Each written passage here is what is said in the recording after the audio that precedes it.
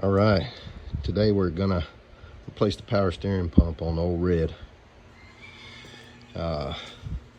Remove your top fan shroud, which also is the radiator support for the top. It's easy, 10mm bolts. There's two right there, and then the three that are on the radiator support top. Once you remove it, you pull your serpentine belt. If you don't know how it goes back, there's a decal diagram on the fan shroud right there. It tells you exactly how to route your belt. If you don't have that, just take a picture of it and refer to your picture when you go back. Now you'll turn your fan to where the largest gap is between these two blades. You put that gap right there between where your power steering pump pulley goes, and then you're going to get a power steering pump pulley tool and remove that power steering pump pulley to gain access to the bolts that are holding the pump to the pump mounting bracket. And I'm going to do that now. Back with you in a minute.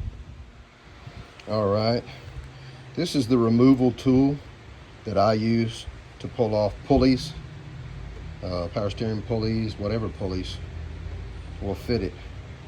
It works really good. You can put an impact on it, it's a lot faster. If you can't get an impact, you just have to wrench it. But it don't take you too long, 10-15 minutes to get the pulley off, even if you're wrenching it. The studs were in the wrong location on the back of the pump. I had to swap those out. All right, once you've gotten your pulley off, swapped out your pumps and brackets, and put the pump back in and tightened it all up, you're ready to put your pulley on. This is the tool I use to put the pulley on. It's an installer for pulleys, power steering pump pulleys, water pump pulleys, whatever pulleys. But you can't air ratchet this one on. You have to wrench this one. If you got ratchet wrenches, it works a lot quicker.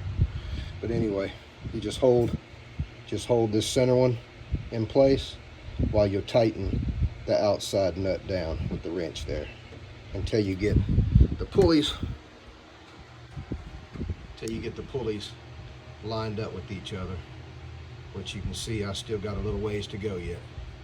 And that's all it is to that. Once you get it down there and get it close, get them lined up, you're done. Pull your installer off and put your fluid in. That's about it. All right, all back together. Power steering fluid in it. Turn the steering a few times, shut it off. Check your fluid, add to it again. Crank it up, let it idle. Bleed out the air bubbles. I'm all good on this one. I've already checked for leaks.